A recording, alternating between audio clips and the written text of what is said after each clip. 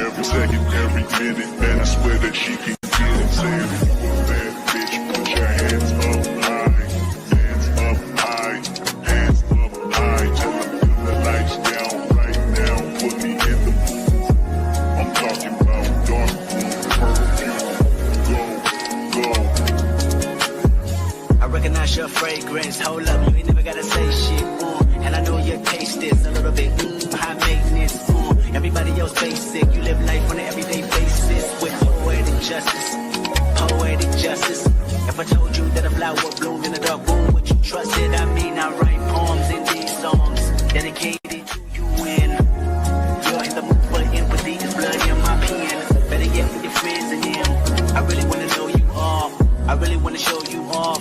Fuck God, pour up plenty of champagne. Cold nights when you curse this name. You called up your girlfriends and your girl in that little bitty range. I heard that she wanna go and party. She wanna go and party. Nigga, don't approach her with that Atari. Nigga, that ain't good game, homie, sorry. They say conversation rule the nation. I can tell, but I could never right my wrongs unless I write it down for real. P.S. You can get it, you can get it, you can get it.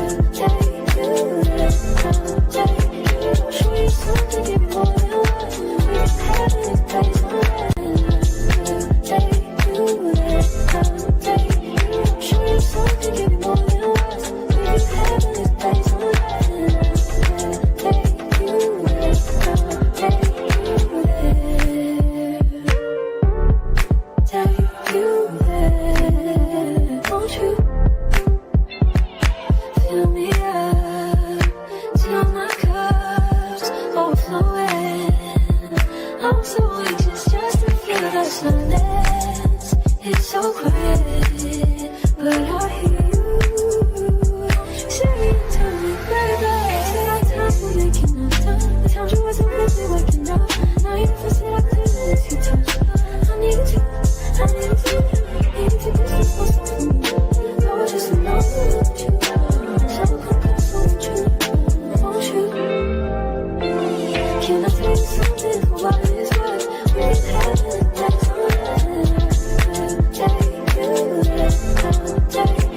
show you something, give me more than words. We ain't having a nice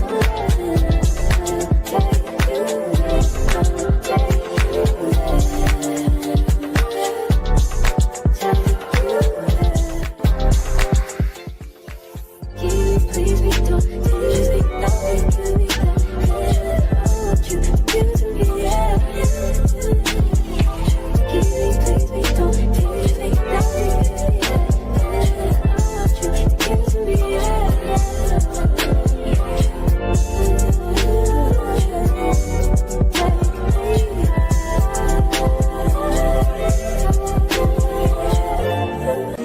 Every second, every minute, man, I swear that she can get it. Saying if you a bad bitch, put your hands up high, hands up high, hands up high. Tell them dim the lights down right now, put me in the mood.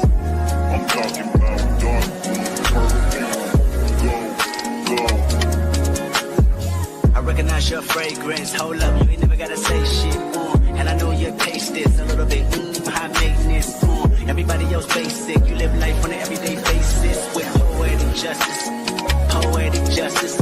If I told you that a flower bloomed in a dark room, would you trust it? I mean, I write poems in these songs dedicated to you when you're in the mood for empathy. There's blood in my pen. Better yet, with your friends and them. I really wanna know you all. I really wanna show you off.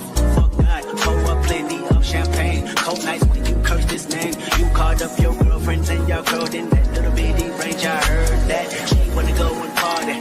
She wanna go and party. Nigga don't approach her with that Atari. Nigga that ain't good game home is sorry. They say conversation rule the nation. I can tell, but I could never right my wrongs unless I write it down for real. P.S. You can get it, you can get it, you can get it.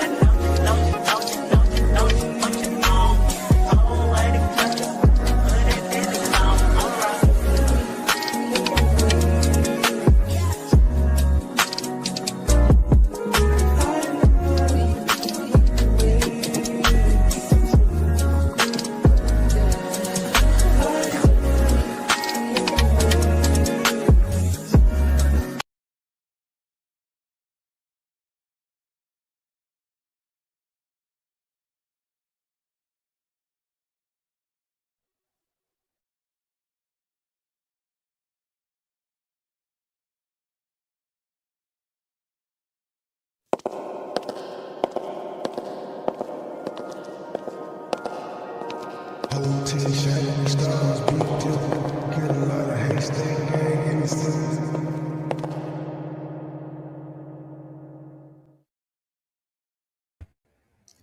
Good morning.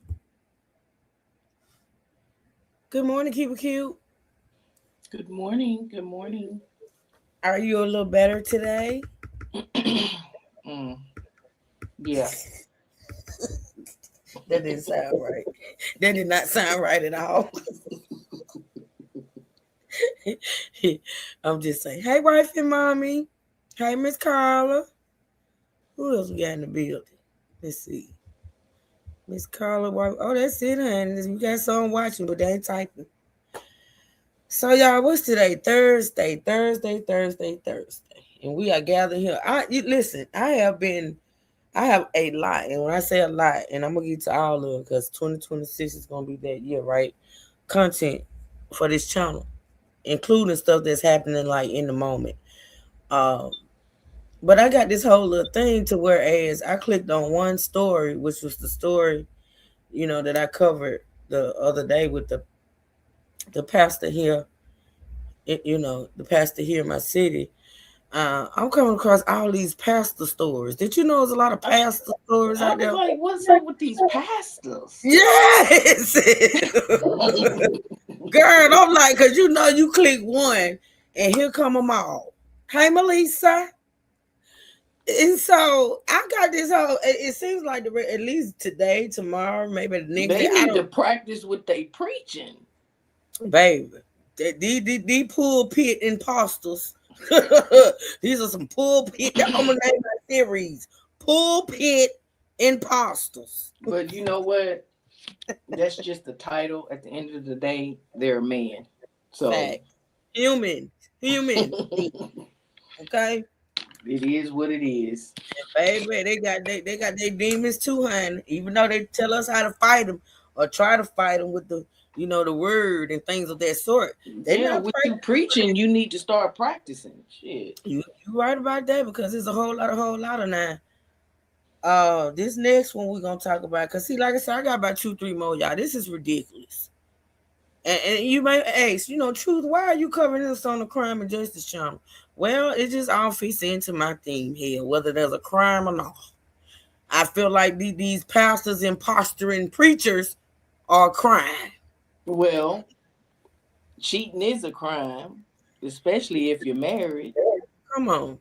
Hey, Miss Gloria, good to see you, Miss Gloria. So I just say, you know what? It is what it is. I'm going to cover these pulpit imposters over here on the Crime and the J instead of doing it on the T channel because we got a whole lot of, whole lot of going on over there. So today we're going to talk about, and this story is fairly recent. Mr. what old boy name is? Elijah and them. Elijah McDavid. You don't And then trust they the man Elijah. Why you can't trust Elijah's? I'm just saying. Well, I mean, apparently, you couldn't trust this one. This Elijah is a whole mess. And you know what kills me is when they get busted or whatever, they get caught, right? And then they get up on the pulpit and they give you this sob story.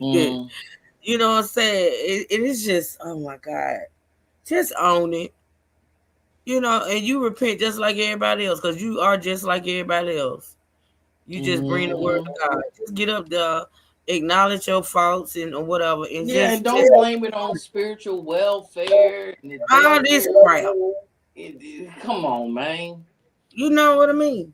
Just own it. Shoot. Own it just like Blojo down the street. I'm just saying. But anywho, we're gonna talk about it, ain't it? I thought it calls for good conversation. What about y'all? Let's go. Let's get it. So we're gonna talk about Mr. Elijah. Now, this is it. I came across a channel that's pretty much covering this thing from forward to backwards, backwards to forward. And the name of the channel, I'm gonna share it out on my wall so y'all can go and support if you feel the need to do so. Let me go to my trusty old playlist here.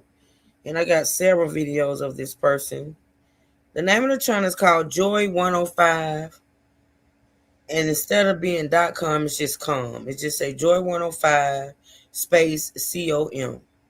All right. Let me go ahead and share this first one that I'm going to react to on my wall. So y'all can, because, most of the video clips that I'm going to play today is from this channel. So y'all go over there and support this channel. Let's see. Okay, so we're going to get into Mr. Elijah and see what he got going on and things of that nature. All right, so y'all make sure y'all double tap that screen like the live. All right. Got any questions that I can answer? Because y'all know I'm getting into this with y'all. And we're going to all learn today, okay, together. So, and I did some stuff to my laptop, y'all. Hopefully it's going to do me right. I'm praying. Been praying on it. But, yeah. Let's see. Hey y'all, let's play a game of Put a Finger Down. Put a finger down if you met a man last year and he was just the best man. You know what? She talk kind of fast. Let me slow it down just a little bit. And she I'm gonna put it on normal. Pay attention, y'all.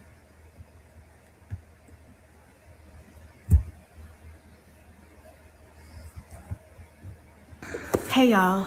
Let's play a game of put a finger down. Put a finger down if you met a man last year and he was just the best man in the world, or at least you thought he was. He was so intentional. He was so sweet. He was so thoughtful.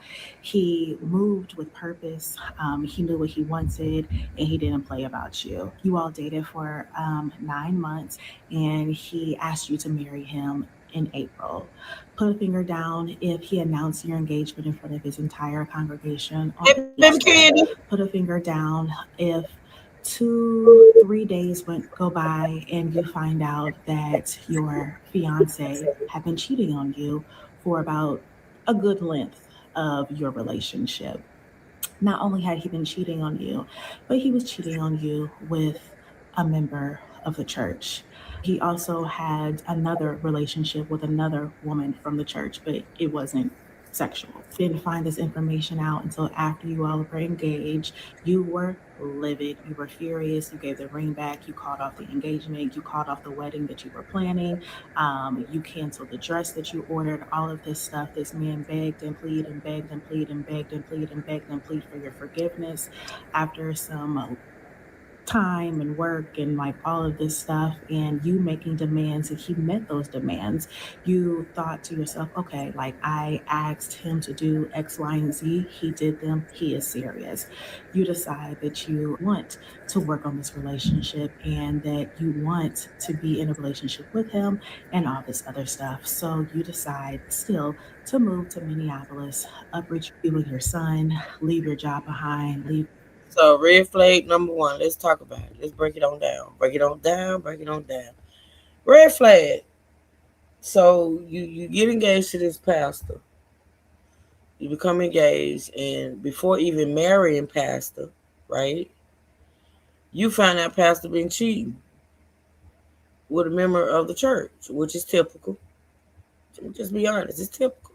It's typical for the pastor to be laying bone in the church or with a church member, I must say. Okay. But yet, because he beg and he plead and he beg and he plead, you take him back and you marry him. What do you think about that? Keep it cute. A lot of women do it. A lot of women do it. A lot of women find out before marriage that the person is a cheater and proceeds to marry them. Mm-hmm. Mm-hmm.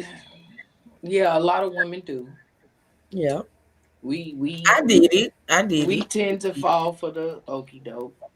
Yeah. Yeah. It is what it is. It's done every day. Whether But they're a see, pastor I'm or speaking trash of collector. knowing what I know now. Mm-hmm. Sometimes people say, would you go back to being in your 20s or 30s? Yes, only if I have the wisdom that I have now and I can take it back Wisdom, the with me. wisdom and the knowledge. Right. Yes. Right. If I can't do that, Nah. On them boss, I'm working. me thinking the way and me knowing what I know now, Mm-hmm. I would not have taken him back. But me being that young woman back in the day, I probably would have done the same thing. Right. Cause you know what young woman, don't wanna, get married, have that whole, she was gonna become a first lady. Some women Mm-hmm. aspire to be a first lady. Why I don't know, but they do, So it Mm-hmm. was a whole lot that went with that. So yeah. Mm-hmm. All right. Let's listen. To be in a relationship with him and all this other stuff. So you decide still to move to Minneapolis, uproot you and your son, leave your job behind, leave your family and your friends, and you come here to be this man's wife. You all get married. And everything seems to be okay. You all have like little knickknacks, there's everything that you go through, like as marriages do, but you all are still very intentional with wanting to be together. You get married in August, you go to Italy for your honeymoon in August, and you get pregnant the first day of your honeymoon. Surprise! I am 13 weeks pregnant. You all get into an altercation in October. You decide that you are going to go ahead and take some time apart, so you go home for a week. You go home, and that's when you actually found out that you were pregnant. You end up coming back to Minneapolis. You all are working everything out, trying to at least. And then, surprise, he moved out. He got an apartment. Thanksgiving comes around and he's back at the house. He still has his apartment, but he's been home every single day playing house. We've been eating together as a family. He's been taking your son to school. He's been coming back home in the evenings. He's been sleeping here. Like, everything's been fine. Hold on, side note. Side note. Melissa, why you snitching? Melissa, I really been looking at you with the side eye lately.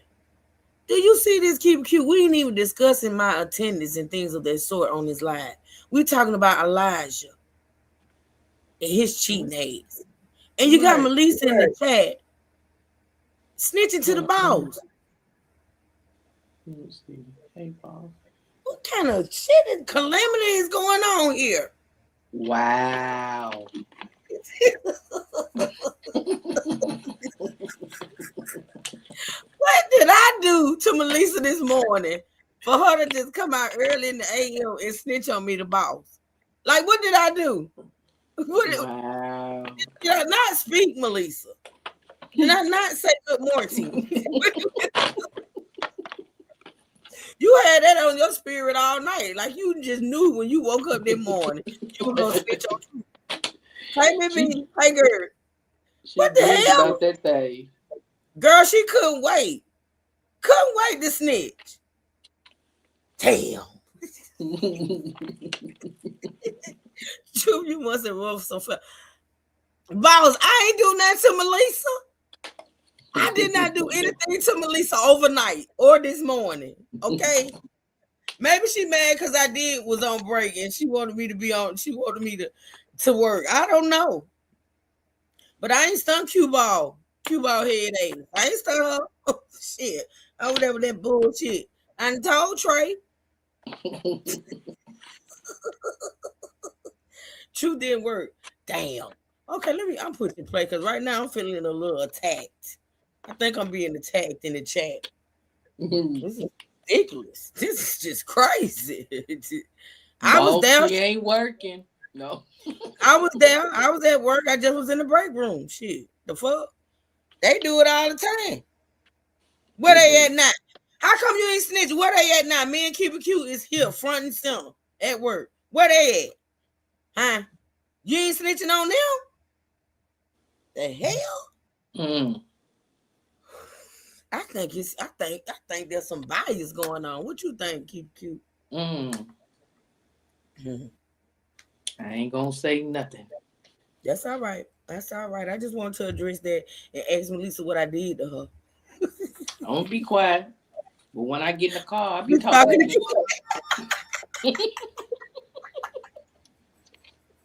you. They work late. Look at me. Look who in the chat. Look young. What's the owl for in the cup of coffee? Him in the I get it right now. He looking. Got the owl. He looking because he looking. Yeah, that's how they do. He looking, but he drinking his coffee. That's what that means. He looking and he's. We know how man doing. Yeah. The owl means who. Yeah. You. That's who.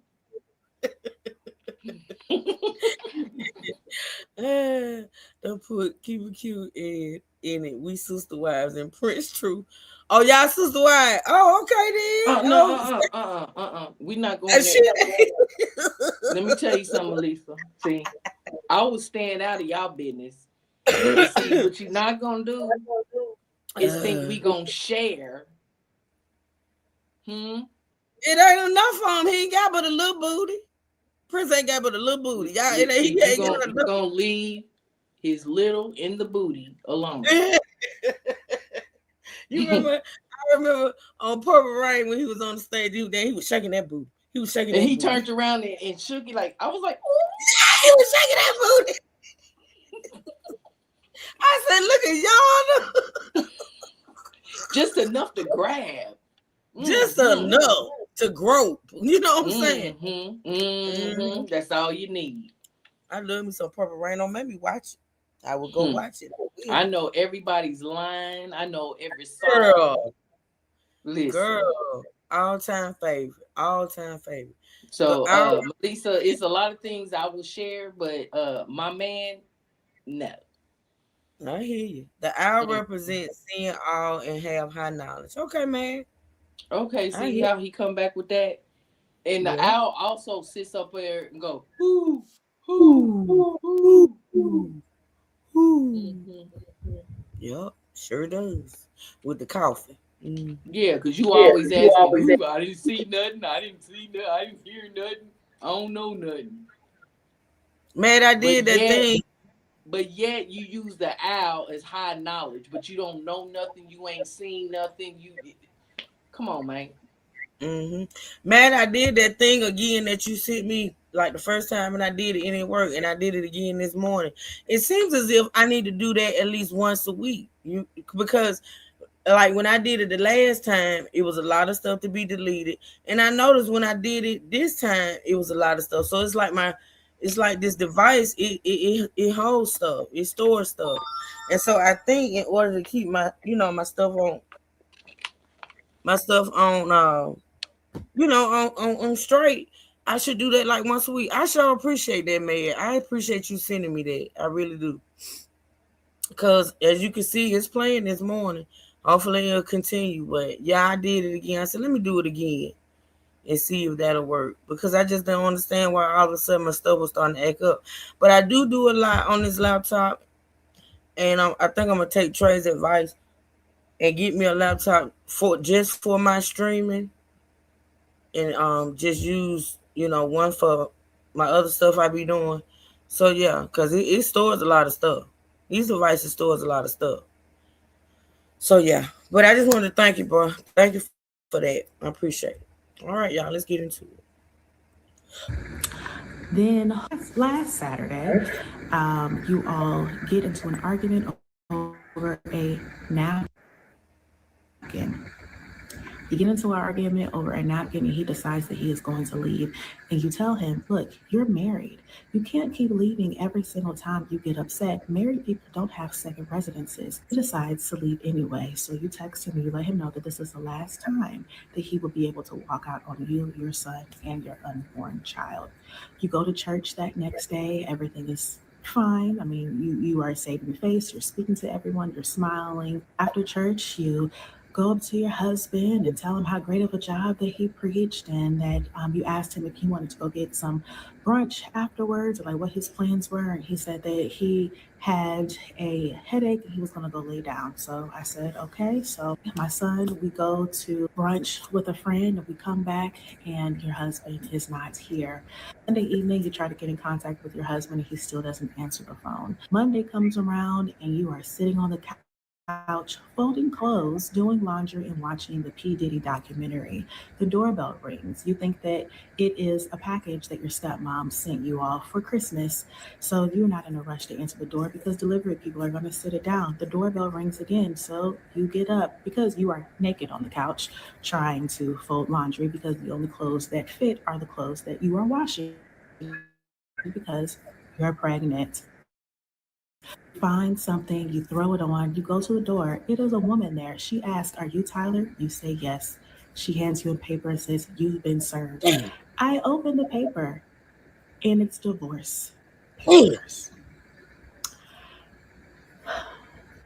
You're so distraught. You don't know what's going on, why he would serve divorce papers, what happened to the point that divorce papers would be served. There was no conversation being had. You are literally a mess. You all finally have a conversation a few days later and you're like, you know what? I need you to be honest with me. Are you messing with anybody? And he tells you that he's been involved. did you have to ask, girl? Y'all ain't been married. Am I following the timeline? Is anybody following the timeline and know exactly how long this took? Because Well, she got married in August. She's about 13 weeks pregnant. So that's about 3 months, going on 4. mm-hmm. So you're not even in a year of being married yet because you're That's still what I was thinking. That's what I was thinking. You're just what, 4 months into being married?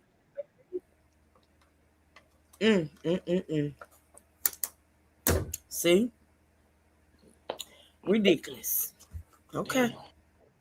Let's listen. And he served her. He's the one cheated and he served her. See, he should have never got back. Now, why would you beg this woman back? Now, besides the fact that she shouldn't have took your sorry ass back, but if you knew when you asked this woman to marry you and you was cheating and then you got caught cheating and she leaves, she's done. And you beg her back to marry her for what? To turn around and divorce her? And then she's pregnant with your child. Got pregnant on the honeymoon. Oh my God.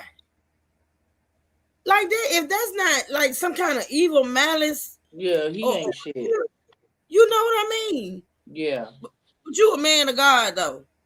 No. He's a man. That part you got right. Absolutely. That's the only part you got right. My God, today. And you're like, you know what? I need you to be honest with me. Are you messing with anybody? And he tells you that he's been involved with a woman for the past month. Not any woman, but one of the 2 women that he was involved with in the beginning of your relationship. Wow.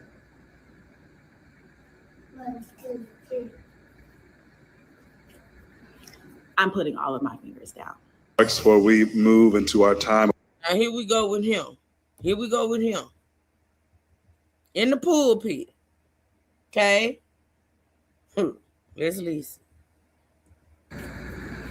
I'm putting all of my fingers down. Before we move into our time of worship through giving, I want to say that I, like any other person with a biblical name, I can't help but to resonate with the story of the personality that I'm named for. I have a gravitational pull that keeps on drawing me back to the story of the prophet Elijah. And I'm drawn, Deacon Corey, not just to the high moments of success that he experiences, but I am drawn sometimes to the low moment that Elijah experienced in 1 Kings chapter 19. If you've been at fellowship a little while, if you read your Bible, you know I've taught the story. Elijah just had an awesome victory in chapter 18, defeating 450 prophets of Baal. And then as you turn the page, you find Elijah running for his life, fearful, afraid, anxious about what's coming next. He even questions the value and the significance of his own future. I would say he goes on, and I don't know. This is the one that he's going to actually talk about. His. I don't know if this is the sermon that he's actually going to address this whole thing, but he compares himself to a biblical Elijah. See, this is the manipulation. Oh my God! Right, from mom. This is the manipulation. It's similar to the biblical Elijah. Many of us today are wrestling with some heavy emotions. For some in our church, we experienced a whole lot this week, and it's left our community wondering and questioning, what does the future look like? We accomplished a whole lot together as a church family in chapter 18. We had some beautifully victorious seasons that we ought to be proud of in chapter 18. But right now it's a chapter 19 moment, and a lot of people are hurting. And if I can be honest, your pastor is hurting. May not have experienced all the dark tears of depression that the biblical Elijah wrestled with, but I can be honest and say I've cried a whole lot these last 3 months. And there have been some moments where I asked God, why? And so with your gracious understanding, I would like to take some time to do what the biblical Elijah did, to go away to the mountaintop for a few days and allow the Spirit of our merciful God to replenish me, to recalibrate me, and restore me. I want to be better before we resume the work of prophetic ministry. I believe that on the other side of a refueling moment, we can have more chapter 18 victories ahead of us. And for those who might be uncertain about if there's victory ahead of us, I am confident in this, that even when the preacher, even when the members, even when a leader is going through it, even when we are broken and hurting, God knows how to touch us and minister to us and whisper to us in the stillness of the night, just as he did for the biblical Elijah, he can do for any of us. I'm confident in that. And so, beloved, as I prepare for a short time away, allow me to encourage you to never allow anything to interrupt the life of our church's worship. Don't allow anything to interrupt the life of our church's worship. I heard a whole lot on the internet this week, but I'm not going to allow that to interrupt my prayer life. And I would advise you that you shouldn't allow it to interrupt yours either. We've had some moments of victory right now, walking through a valley of defeat. But I've taught you before, fellowship, that whether in victory or in defeat, our task remains the same. We shall lift our eyes beyond the hills because we know where our help comes from. And we're confident in that sacred and holy help. As I prepare to take this brief leave of absence, I do also today want to offer a wholehearted apology to this church family. You all have had to hear some hard things this week. And while what you've heard is misleading, I recognize that what you've heard still causes pain. It tarnishes our reputation as a church. It makes some question the spiritual well-being of our institution. Perhaps worst of all, it evokes memories of church hurt and trauma that all too many of us have had to live through time and time again. And so from the bottom of my heart, I'm deeply sorry that because none of you should have had to experience hurt like this on the week of Christmas. I hate that a private matter became public. However, I will stand here today and boldly stand by my decision to dissolve my marriage so that I can be physically safe and mentally whole.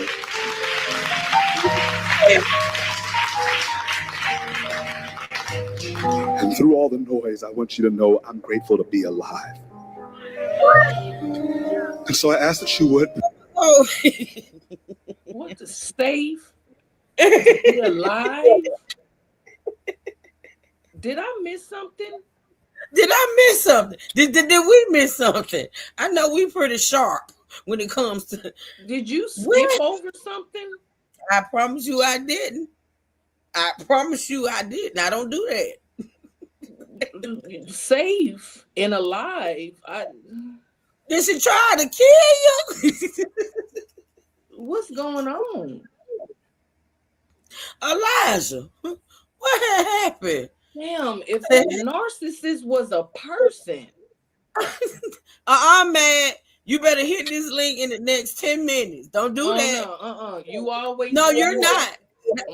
Unless you got something really going on and you just not joking, then okay. But if you just trying to hide because we talking about Elijah, and we ain't doing that.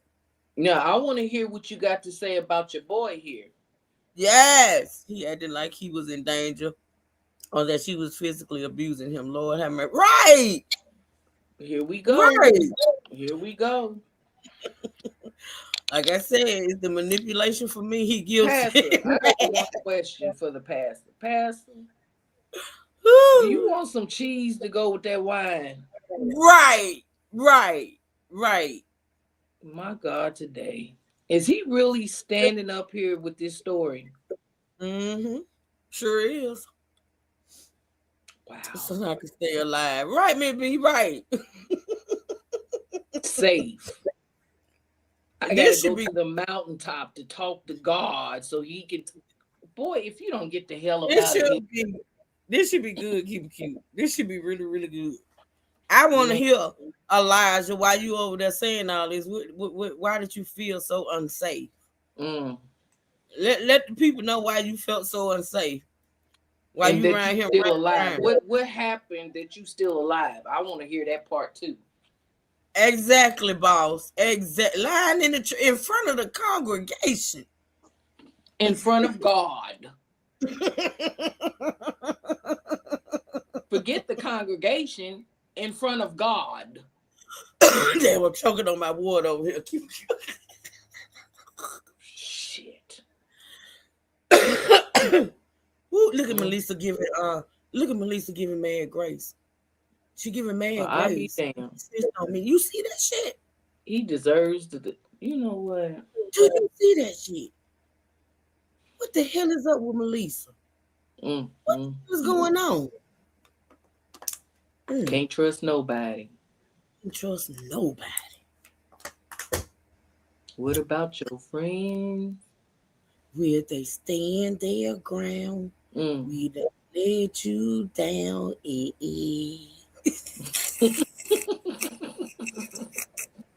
She said, "Mad, you deserve the morning off.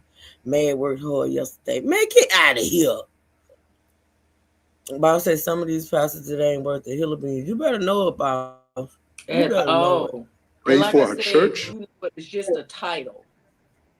That's all it is. Right. Mm-hmm. That's it. That's all. Pray for my family. Pray for everybody who's been involved and touched by this situation.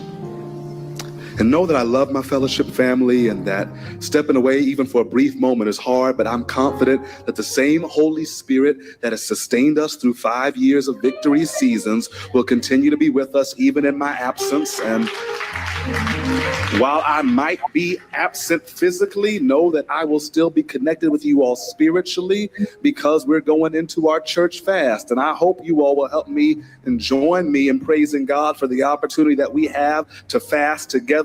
We announced this fast a little while ago. We didn't know the type of spiritual warfare we were getting ready to walk into, but I believe it's providential that God has called us to a time of fasting and prayer. So, all right. So that's that one. Let's go to the next one, y'all. This is the next one. This is the same channel, Joy 105.com. I shared the channel out on my community while y'all go there and check her out. Let's go to the next one.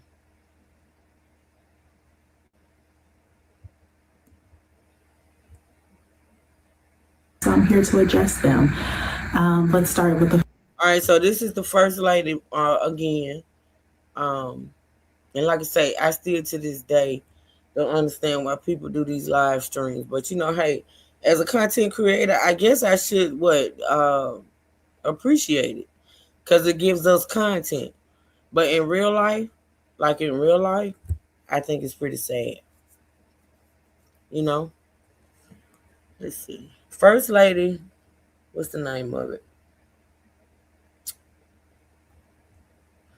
The name of this one is First Lady says elders and deacons knew something. Let's see. First one, everyone was asking why did this.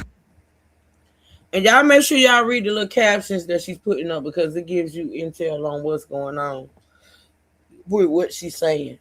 Okay.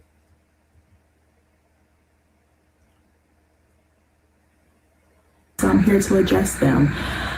Let's start with the first one. Everyone was asking, why did this make it to social media? For those of you that are new to my page and clearly don't know any of my content, I documented my entire relationship with my husband from my very first date to the time that we eloped in Italy and further on from there.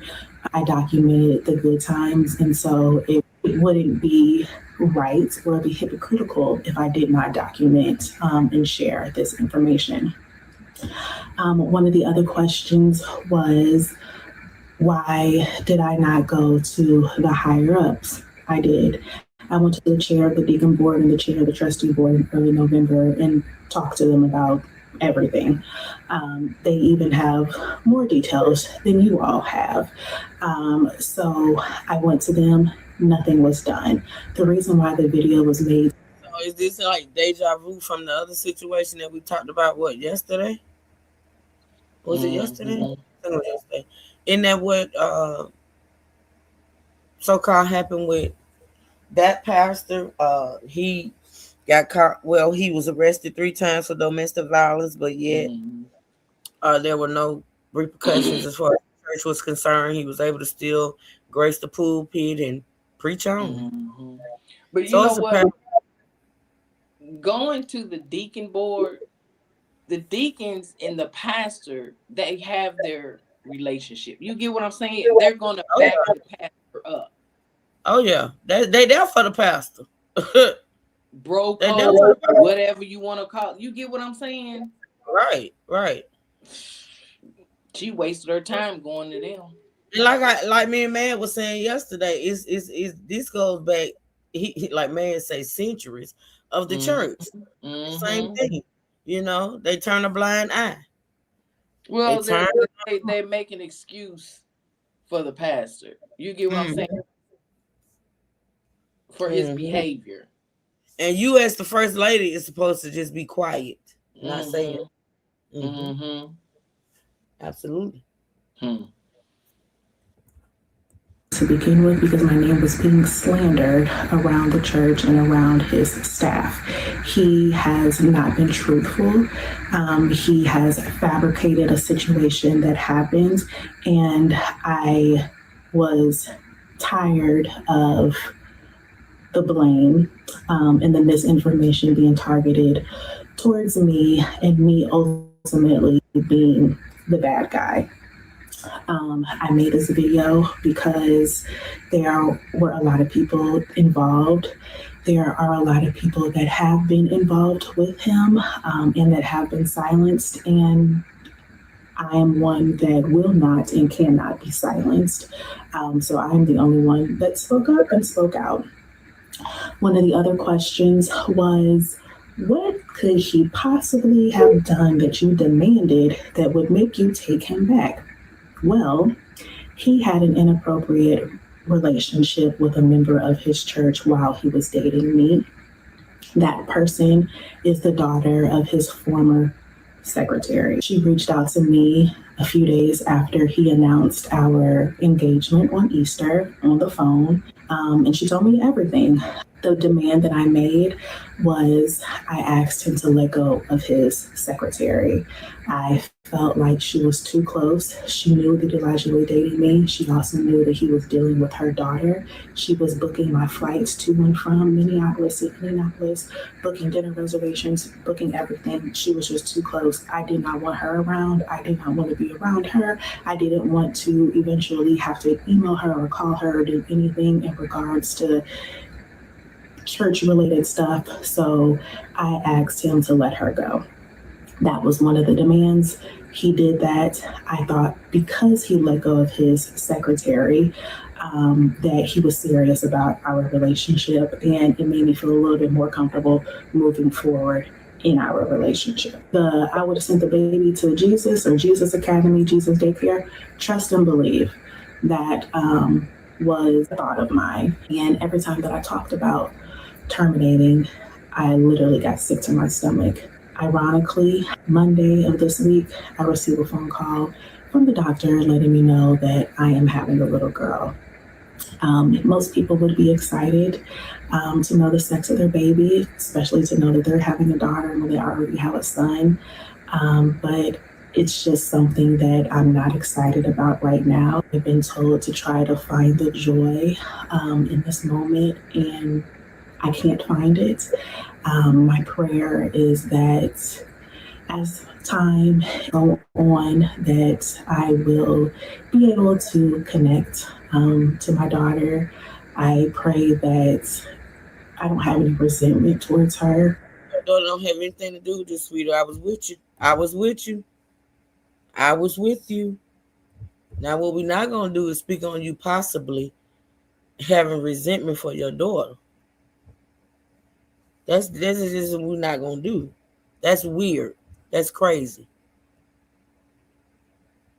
Your daughter ain't had nothing to do with what that man did. And you lay down and you know, you was married, you went on your honeymoon, you freaked it out, and you got pregnant. And your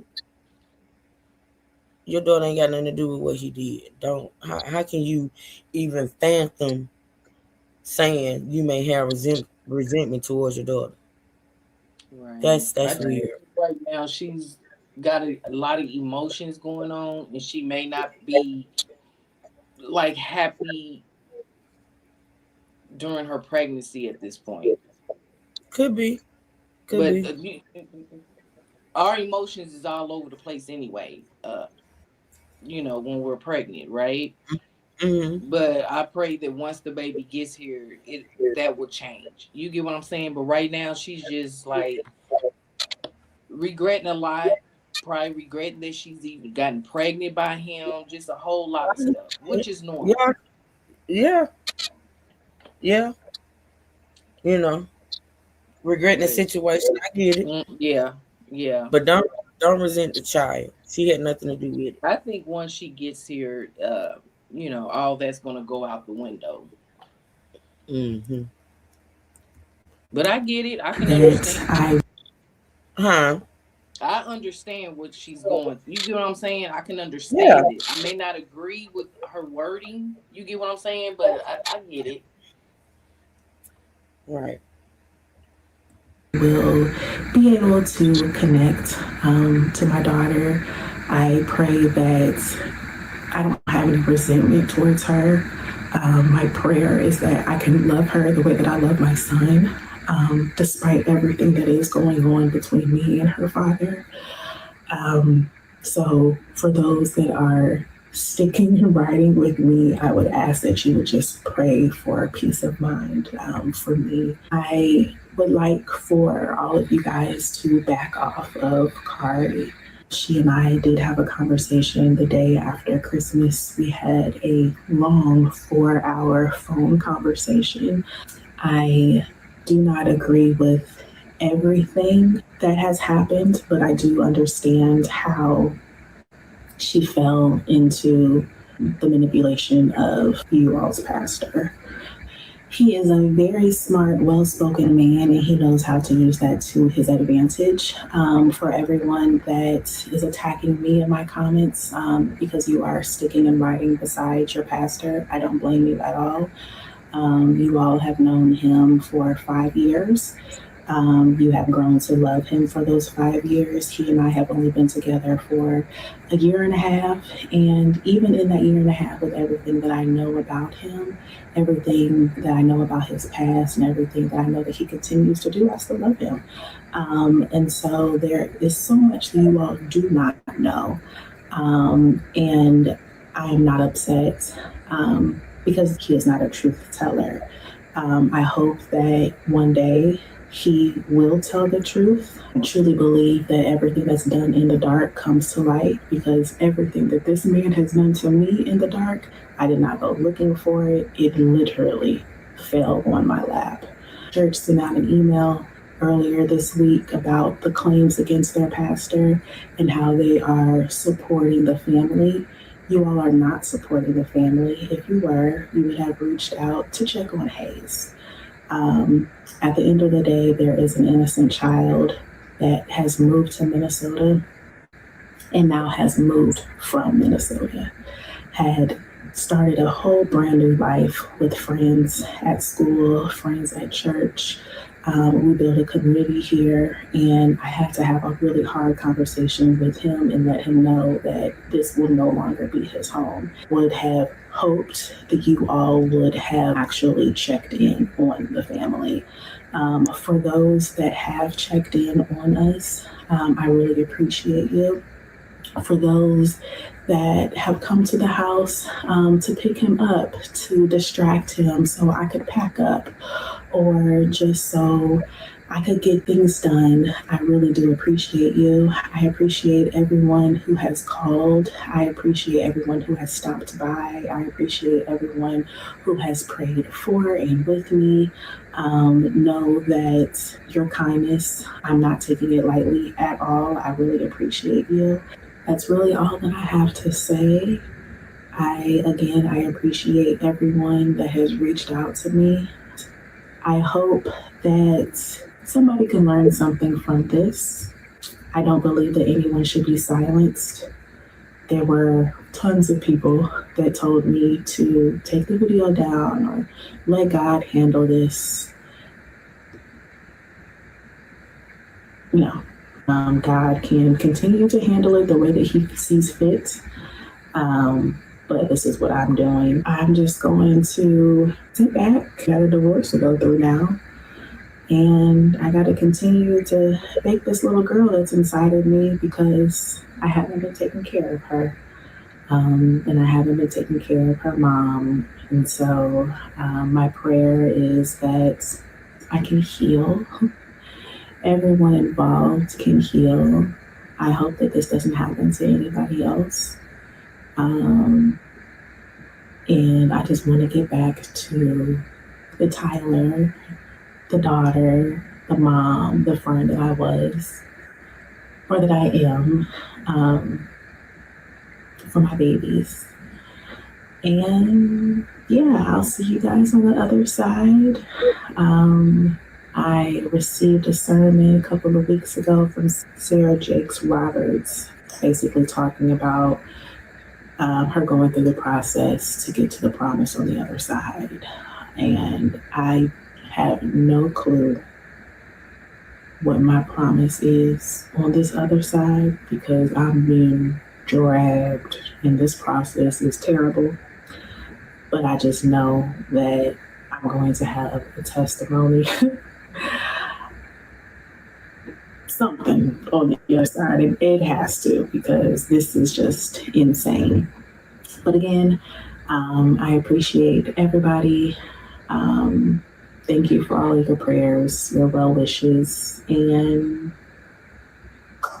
I guess I'll see you later. Bye. It tarnishes our reputation as a church. It makes some question the spiritual well-being of our institution. Perhaps worst of all, it evokes memories of church hurt and trauma that all too many of us have had to live through time and time again. And so from the bottom of my heart, I'm deeply sorry that because none of you should have had to experience hurt like this on the week of Christmas. I hate that a private matter became public. However, I will stand here today and boldly stand by my decision to dissolve my marriage so that I can be physically safe and mentally whole.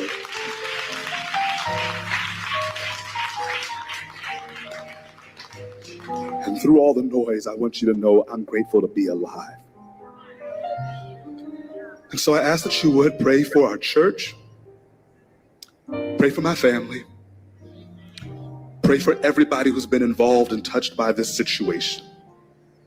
And know that I love my fellowship family and that stepping away even for a brief moment is hard, but I'm confident that the same Holy Spirit that has sustained us through 5 years of victory seasons will continue to be with us even in my absence. And while I might be absent physically, know that I will still be connected with you all spiritually because we're going into our church fast. And I hope you all will help me and join me in praising God for the opportunity that we have to fast together. We announced this fast a little while ago. We didn't know the type of spiritual warfare we were getting ready to walk into, but I believe it's providential that God has called us to a time of fasting and prayer. So all right, Elijah David, the hell? You a mess. You know, it'd be the word manipulated. I am saddened and disheartened to have to make a video like this. I was going to allow it. All right. Was you going to say something, keep it cute? You know, that's why, you know, people can steer away from churches and stuff like that because Absolutely. y'all preach one thing, but your actions show something different. Yeah. They're saying practice what you preach. Mm-hmm. You know what I'm saying? And you're deceiving the people. Absolutely. You're deceiving the people, and you're held at a higher standard as far as in God's eye because you're supposed to be the man of the cloth, right? So you're going to pay a higher price than someone as like me and you, right? These people, yes, false prophets. And that's why a lot of people just steer away from churches. Because most drama and bullshit is in the churches. You know, and these men, these pastors, deacons, and all of y'all need to stop playing games with these women. Right. And you're using your title, your power to entice these women. Child, let me tell you. People need to stop looking at pastors, stop worshiping these people. They're men first. And then attacking this woman. You know what I'm saying? And the fact of the matter is he was in the wrong.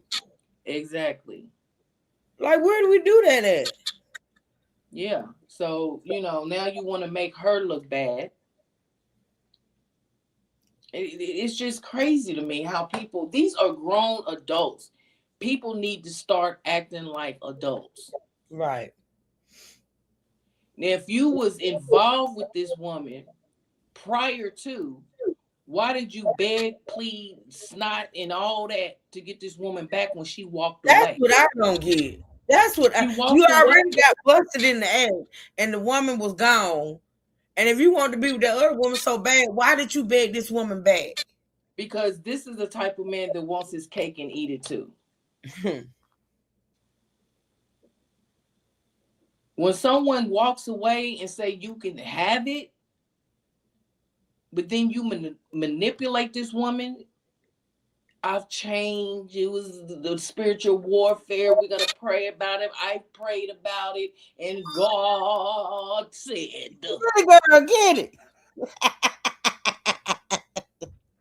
God ain't said nothing to you. Come on. Come on, people. Just like God can speak to you, so can the devil. Sure can. I'm just sick of it. Ooh, I don't know what's wrong with these people. A lot. And then if you go cheat, don't cheat within the house. And when I say within the house, in the church, go outside. That's where men fuck up. That's why you always say men are slow. Y'all slobbering slow. If I keep saying it. I stand on it. If you're gonna cheat, and your wife is the first lady, why are you gonna cheat with somebody in the house, in the church house? Why? But that's where that's where it starts.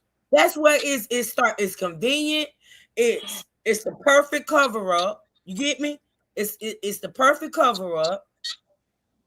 That's where it starts. That's slow. That's like if you and your husband work together. Why are you going to cheat with somebody on the job? Y'all slow as hell.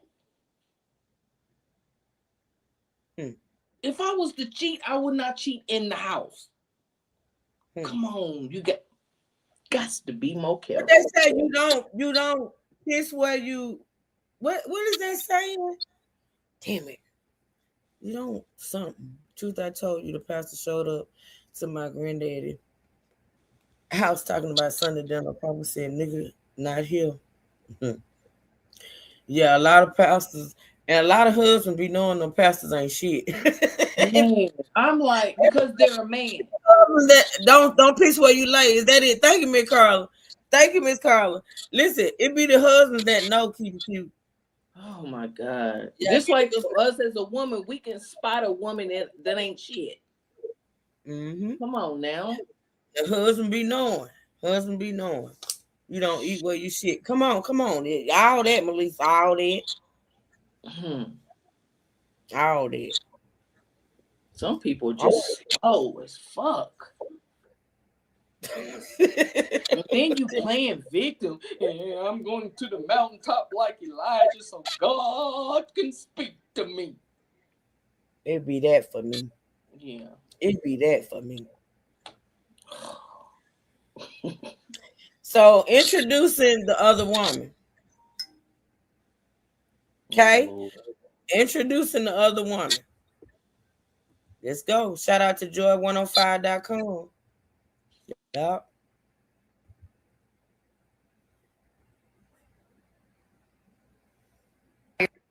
I am saddened and disheartened to have to make a video like this. I was going to allow it to pan itself out with the people that were involved, but the has a type, but they are young. I don't know how young he is.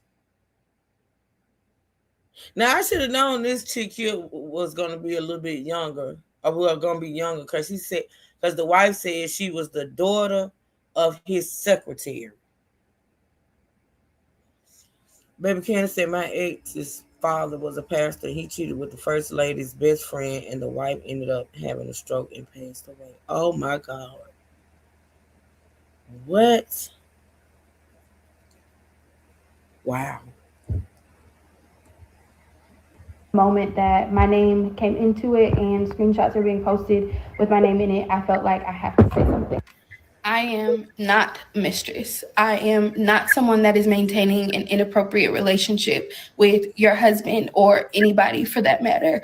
I am not somebody who wants to intervene or get in the middle of your relationship. What you should know is that this person and I dated for approximately 3 years. We started dating in June of 2021, and I also loved and cared about him. I also experienced all of the lavish trips and Michelin-star restaurants, and truly feeling like somebody loved and cared about me and truly felt like I could trust him. He and I maintained a relationship for about 3 years, and we lived together and everything.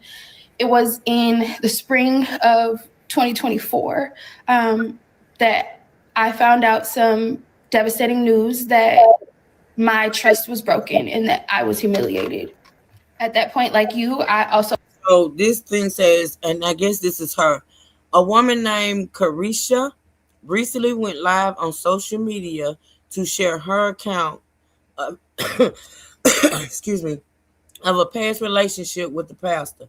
But her statements have now been publicly challenged by the pastor's wife, adding another layer to the controversy. Wow.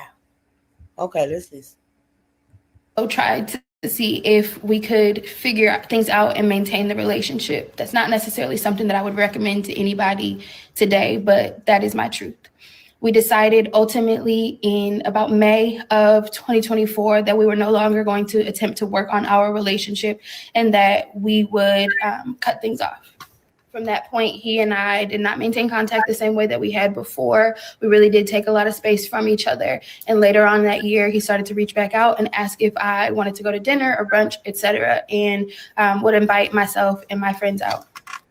During these dinners and brunches, he would offer up that he is single, that he is by himself, that if he is going on these trips, he's going by himself, he's going on his sabbatical, and he's going by himself as a single man. To my surprise, he asked me to dinner in spring of 2025 of this year and let me know that he was planning to propose to someone. And I'll be honest and let you know that I absolutely crashed out in that moment because I felt like even though we weren't together, we had built a friendship over the last few months to where we could be honest with each other. I was frustrated because I felt like I didn't have a choice and that. So I'm thinking this is not the one he was actually having an affair with. I'm thinking this was the inappropriate relationship. What you think? Because what she's describing is they had a relationship previously, and he did reach back out to her, and they were going to what, and dinner? You think they didn't sleep? Come on now. Well, I'm just going by what Lil Sally's saying now.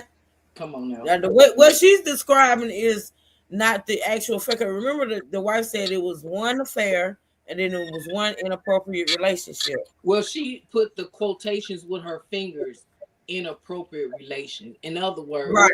Bullshit. You get what I'm saying? He Right. manipulated these young women. Period. He did. They are young, and he does have a type. Yeah. Hell, she can be that wife's twin. Mm-hmm. For real, for real. Yeah, he manipulated these young women. Mm-hmm. Okay, let's listen. Oh my God, this is getting good. Really crashed out in that moment because I felt like even though we weren't together, we had built a friendship over the last few months to where we could be honest with each other. I was frustrated because I felt like I didn't have a choice and that I didn't get an option of being able to walk away knowing that he was in a relationship with someone. I literally found out that you existed on that day. And when I checked in with other people, they let me know that they had been seeing your videos for a while and just thought that I knew. And that's why no one had told me. I talked to my mentor and he let me know that he was not about to propose, that he actually had already proposed to you before he said that to me. And I confronted him again and asked him why he had lied to me. I asked him what the reason was for not telling me that you were in a relationship this entire time. And he said to me that he didn't want to lose his best friend. I also that same day asked him if you knew about me and asked if he had talked to you about our past. And he told me he didn't think that that was necessary. I was really frustrated and I expressed that to him that day, that I didn't think that it was fair for anybody to walk into a scenario as delicate as this one, considering the context, that anybody should walk into this not knowing what's going on, especially when there are plenty of other people in the congregation that know. From that point, I decided that I did not want to maintain even a platonic friendship relationship with him and that my trust had been violated again at this point. And so I stopped communication with him, eventually blocked him on my phone, blocked him on social media, etc. It was October 25th of this year, which you know is his birthday, that I received a call that was not his personal number and not his social media, reaching out to me to let me know that he had been in what you would call an altercation that ultimately left him hit by a car. Again, I'll be honest and say that I thought in that moment, frustratedly, like, this is not my problem. I should not have to show up for somebody that has broken my trust on multiple occasions. But convicted, I felt like the right thing to do was to show up for somebody that you care about.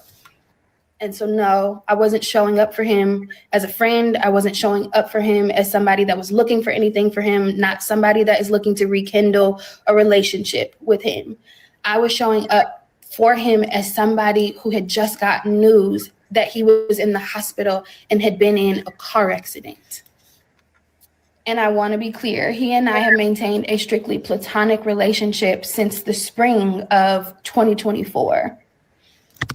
And so while I understand that there is extreme hurt, there is extreme frustration, there was extreme disrespect that has happened throughout this situation, while I understand that this is extremely humiliating and I would not wish this situation on anybody, I also will say that is not my character to maintain a relationship with someone that is in a relationship or someone that, especially someone that is married.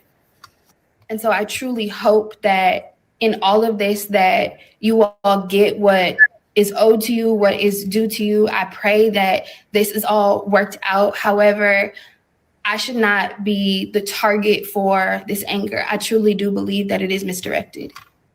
And to all of my friends, turned family, my community that have reached out throughout the last day and a half of everything that has been going on, for people that know the truth and know my story and know my character, that have shown up for me and supported me. Thank you for showing up for me. I really do appreciate that. And I hope that this all gets worked out, but I am not anyone's mistress. All right, hold on. Let me see what this says. My God, today. Hold on. She said, learning this left her emotionally shaken and feeling betrayed. Richard emphasized that she was not involved with the pastor during his marriage and stated that she cut off all contact and blocked him entirely. So I think she's the inappropriate relationship the lady was talking about. But let me see something. Yeah. This man, ooh, you better Let's be see. glad you are alive. No That's wonder- probably what he's talking about. No wonder you said, I'm glad to be alive. Yeah. Maybe it had something to do with that accident that she spoke about. Maybe it had something to do with that. No. So Carrie Chambers says, I was never his side chick. Oh, that's her, I guess. Says I was never his side chick and I'm not with him. I totally understand many of you wouldn't show up for someone in this situation, but that was the conviction I received and I listened. Not a single inappropriate moment, just concern for someone that called to let me know he had been hit by a car and left in the street to bleed out. Did you think that wife hit him with the car? Wait a minute, now be them quiet meat ones that'll go ballistic on your ass. Yeah, you playing with 3 different women and you playing with their emotions. That equals disaster. Okay, so she said he was hit by a car and left in the street to bleed out. And however, you all would respond to your best friend lying to you for 1 year straight is your prerogative. I was honest about my reaction. Wow. I think one of them women hit his ass with a car. Whether it be the wife or the other woman, I don't know who it was. Somebody hit him. Oops. So you come on social media to validate your stupidness because of you allow yourself to use it public. Huh? Go ahead, keep it. Nothing. You just can't. People better stop playing with people's emotions. It's not that he cheated on his wife. Was the fact that you chose to be his public transport for his ex. What the hell are you, Mabel? Huh? Mabel? Are you Mabel? What are you? This young woman clearly sat here and stated what it was, and all we could do at this point is believe her because we don't know anything different. But what's the problem? Why are you going so hard on the Mabel? I mean, on the young lady. You play with the devil, you get exactly what you want. He brought all that on himself. The sad part is he thinks he did nothing. Right, boss. And trying to validate it. He's a fucking narcissist. But man, and you know what? I'm gonna push play.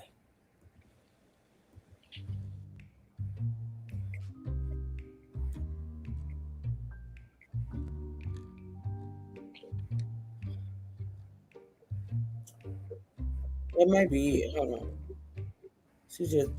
on. She playing different messages. Hold on. I think. Let's see. Unless you just letting this stay up for people to read. Okay, then this is another one. This is a different one, y'all. Let's see what it says.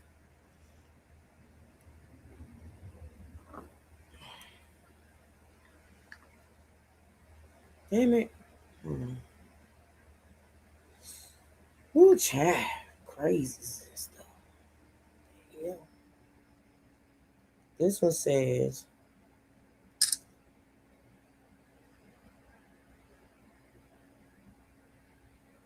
and when you're lied to, this is the same girl, and when you're lied to, hurt, and manipulated in the ways that I was, you don't go back to that. Not for friendship, not for emotional support, and definitely not to be a side chick to a man that already broke your trust. I stand by my decision to check on someone who presented information as though he was in a life or death situation.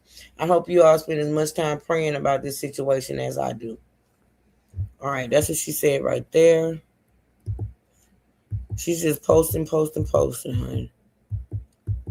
Let's see what this is.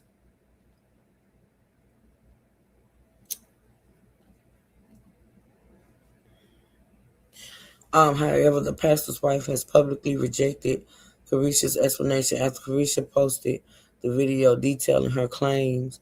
She reportedly deleted it. Wow. Why would you delete it if that was your truth? I don't understand. But let's see. I feel trying to hold on to the car. I fail. Oh, I think this is girl, the young woman putting up text messages between her and the guy. There's a huge gas on the side of my knee.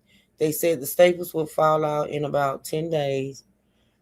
I failed trying to hold on to the car. I know it was stupid, but I only wanted to save our marriage. Oh.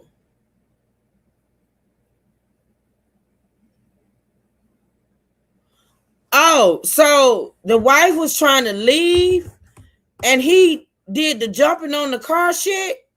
Is that what? Wait a minute. Why this shit gets worse and worse? Hold on. Man, oh man, oh it's crazy because this message says, I failed trying to hold on to the car. You know how you be leaving in the car, the motherfucker grab the okay. I failed trying to hold on to the car. I know it was stupid, but I only wanted to save our marriage.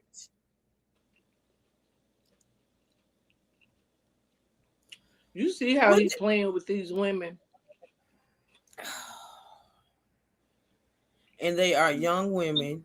They seem like they are young, naive women. I'm going to just be honest. You know what I'm saying? Probably been in the church all their life. Probably been in the church all their life. Somebody said Jesus gave him wings. Man, stop it.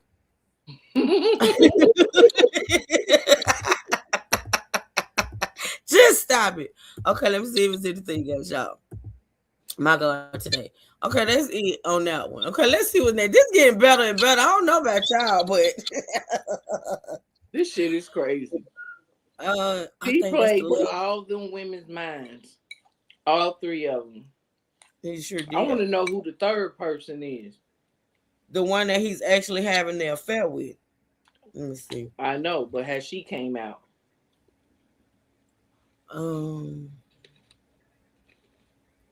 Let's listen to Chronicle. Chronicle be having some good information. I'm gonna share her out, y'all. Chronicle speak. Now, I'm not one to gossip, but I will serve you the tea. You know what time it is? Welcome to Chronicle Speaks. So we have another pastor story. Pastor Elijah McDavid is known in his community as a church leader connected to Fellowship Missionary Baptist Church, where he built a public image centered around faith, his new marriage, and spiritual leadership. Now, his relationship and subsequent marriage were publicly supported and praised by many within the church and online. And so I'm excited on this Easter Sunday, y'all, to introduce my fiance to Fellowship. I praise God for what God has done in my life. She gonna hate me for this. Come on up, baby. Y'all help me welcome Tyler to Minneapolis. And it gets better. My bonus son, Hayes, is here with us, too. Look at the precious little boy. Oh, girl, look at that hair full of hair. Girl. Look at him.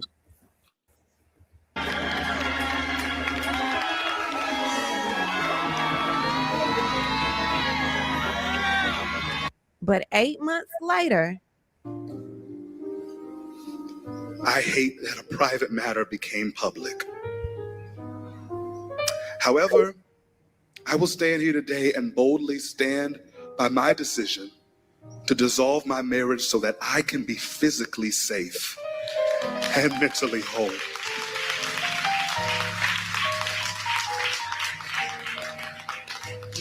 And through all the noise, I want you to know I'm grateful to be alive. Hey y'all, let's play a game of Put a Finger Down. Put a finger down if you met a man last year and he was just the best man in the world, or at least you thought he was. He was so intentional. He was so sweet. He was so thoughtful. Y'all know it's going to be redundant. Y'all know we're going to see clips from what we just saw. But like I said, each of these videos has something, added to it that we need to talk about. So, of course, we're going to, hear this again, and then we're going to go from there. He moved with purpose. He knew what he wanted, and he didn't play about you. You all dated for 9 months, and he asked you to marry him in April. Put a finger down if he announced your engagement in front of his entire congregation on Easter. Put a finger down if 2-3 days go by and you find out that your fiance had been cheating on you for about a good length of your relationship.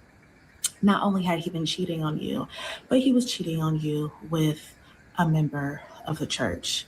He also had another relationship with another woman from the church, but it wasn't sexual. Didn't find this information out until after you all were engaged. You were livid. You were furious. You gave the ring back. You called off the engagement. You called off the wedding that you were planning. You canceled the dress that you ordered. All of this stuff. This man begged and pleaded and begged and pleaded and begged and pleaded and begged and pleaded for your forgiveness. After some time and work and like all of this stuff, and you making demands, and he met those demands, you thought to yourself, okay, like I asked him to do X, Y, and Z, he did them, he is serious.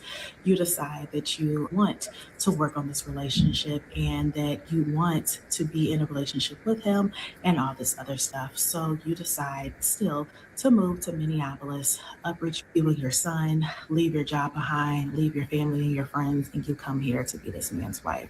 You all get married and everything seems to be okay. You all have like little knickknacks, there's everything that you go through like as marriages do, but you all are still very intentional with wanting to be together. Get married in August, you go to Italy for your honeymoon in August, and you get pregnant the first day of your honeymoon. Surprise! I am 13 weeks pregnant. You all get into an altercation in October. You decide that you are going to go ahead and take some time apart, so you go home for a week. You go home, and that's when you actually found out that you were pregnant. You end up coming back to Minneapolis. You all are working everything out, trying to at least, and then surprise, he moved out. He got an apartment. Thanksgiving comes around and he's back at the house. He still has his apartment, but he's been home every single day playing house. We've been eating together as a family. He's been taking your son to school. He's been coming back home in the evenings. He's been sleeping here. Like everything's been fine. Then last Saturday, you all get into an argument over a napkin. You get into an argument over a napkin, and he decides that he is going to leave. And you tell him, look, you're married. You can't keep leaving every single time you get upset. Married people don't have second residences. He decides to leave anyway. So you text him, you let him know that this is the last time that he will be able to walk out on you, your son, and your unborn child. You go to church that next day. Everything is fine. I mean, you are saving face. You're speaking to everyone. Jesus, yeah, so get up and come on. Smiling. After church, you go up to your husband and tell him how great of a job that he preached, and that you asked him if he wanted to go get some brunch afterwards, or like what his plans were. And he said that he had a headache and he was going to go lay down. So I said, okay. So my son, we go to brunch with a friend, and we come back and your husband is not here. Sunday evening, you try to get in contact with your husband, he still doesn't answer the phone. Monday comes around and you are sitting on the couch, folding clothes, doing laundry, and watching the P. Diddy documentary. The doorbell rings. You think that it is a package that your stepmom sent you all for Christmas. So you're not in a rush to answer the door because delivery people are going to sit it down. The doorbell rings again. So you get up because you are naked on the couch trying to fold laundry, because the only clothes that fit are the clothes that you are washing because you're pregnant. Find something, you throw it on, you go to the door. It is a woman there. She asks, are you Tyler? You say yes. She hands you a paper and says, you've been served. I open the paper and it's divorce papers. You're so distraught. You don't know what's going on, why he would serve divorce papers, what happened to the point that divorce papers would be served. There was no conversation being had. You are literally a mess. You all finally have a conversation a few days later and you're like, you know what? I need you to be honest with me. Are you messing with anybody? And he tells you that he's been involved with a woman for the past month. Not any woman, but one of the 2 women that he was involved with in the beginning of your relationship.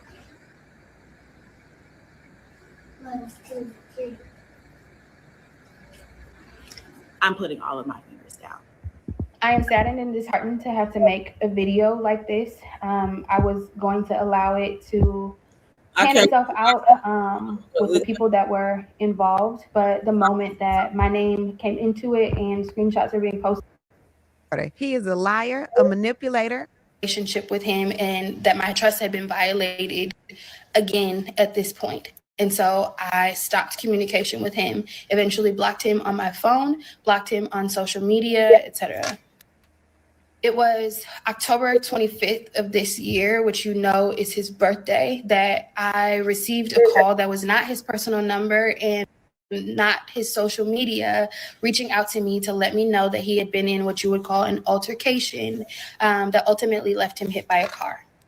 Now, according to the wife, she commented under this post and she said, if y'all want to know the truth, he jumped on a moving car and fell. He did the exact same thing in April when I found out about his relationship with his sister. See, there you go. There you go. That's what the wife is saying. That fool jumped on the... See, this is what I think this man got some type of mental illness. Let's talk about it. So back in the day, you listen. You with this woman, you proposed to her. All in the midst of proposing to her, you know you messing with another woman, right? Mm-hmm. In the midst of messing with this woman, you propose to this woman. All right, she says yes, y'all gonna get married. Hey, Queen, before y'all get married, she finds out that you cheating and she leaves. You track her down, you beg her back. Beg, knowing full well, hey Natasha, that you still messing with this other woman. And when she finds out about after you're married and she's pregnant, and she finds out about this affair and tries to leave, you jumping on cars and shit. Now you can't tell me.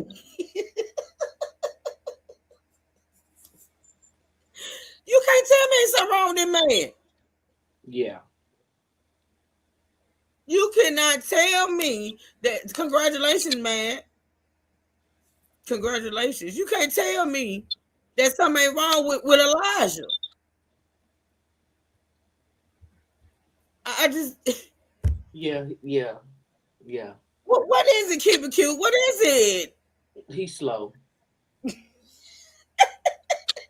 He's slow. Like I told y'all, this is getting better and better for me. I don't know about y'all. Oh, and I just came across a video, which is probably going to be the last one. I'm going to keep this under 2 so I can get my clips. A third woman. Hopefully a third woman has come out. I missed that video for some reason. Yeah, that's the one I want to hear. Now I want to hear her side. Hopefully it's the real mistress. I don't know. We're going to listen to it together, but let's finish this one. How old is she? 16? Shit. Shit. It seems it's getting younger and younger. Younger and younger. I tell you, girl, this is a mess. Elijah and them.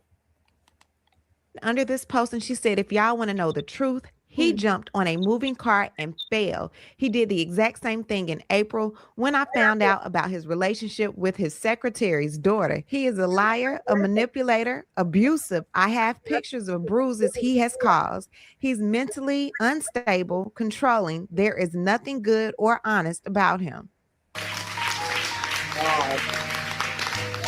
And through all the noise, I want you to know I'm grateful to be alive.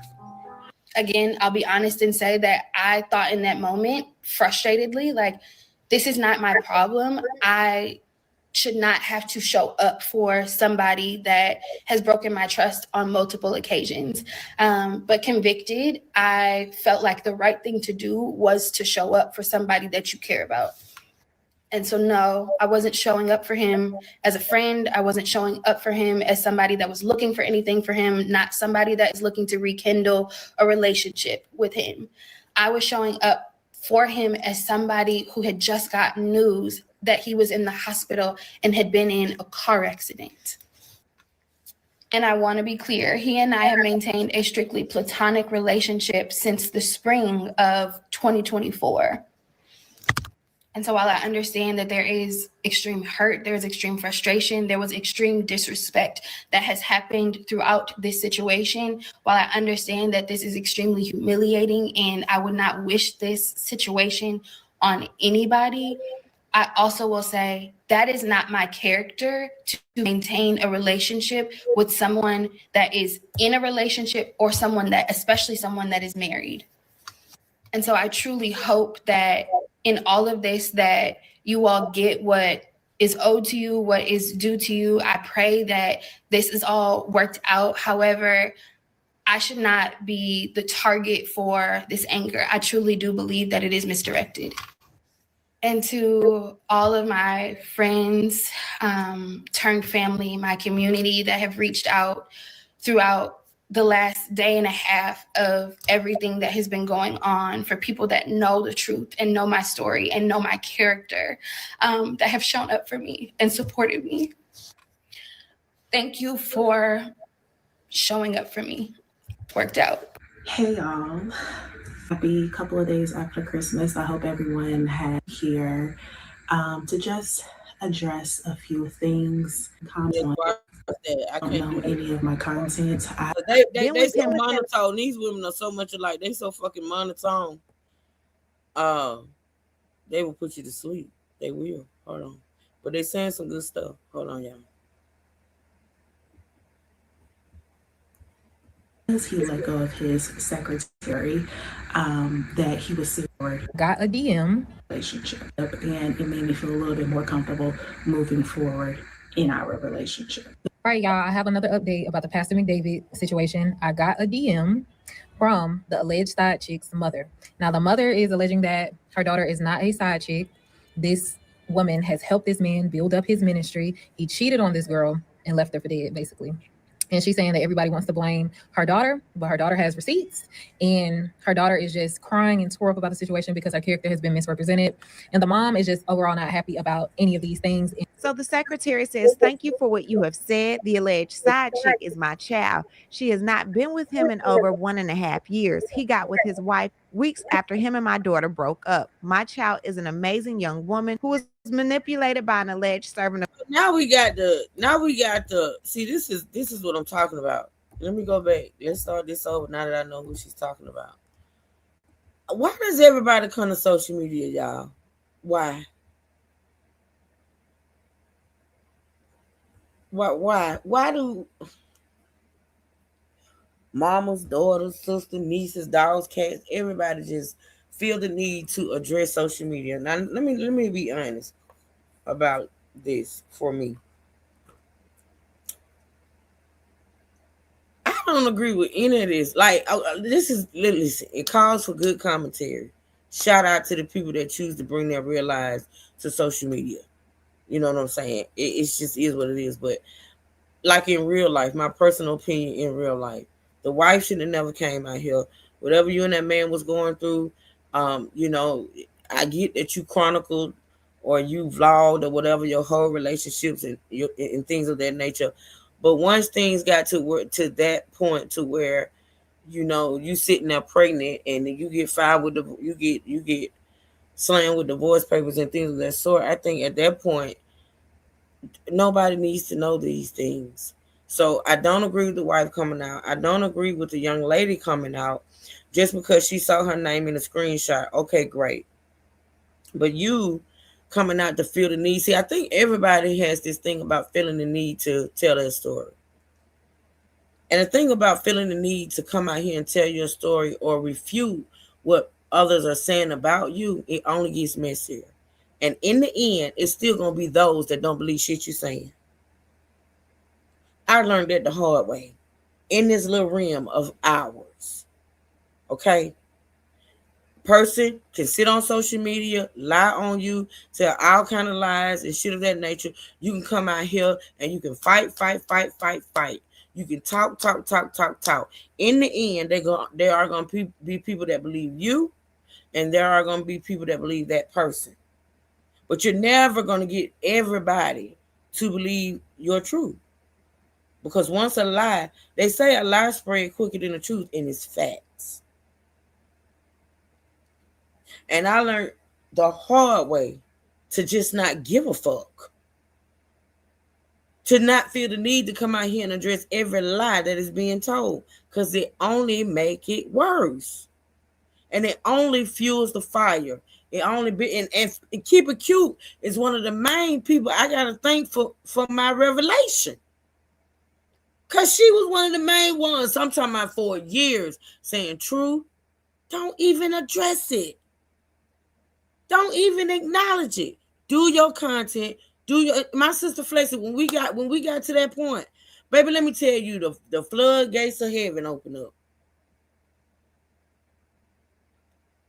This is real. These people are dealing with real life stuff that they are dealing with in real life, but yet they are focusing on this social media shit. Social media, and I say it all the time, don't give a fuck about you. Social media don't care. Social media don't care about the truth.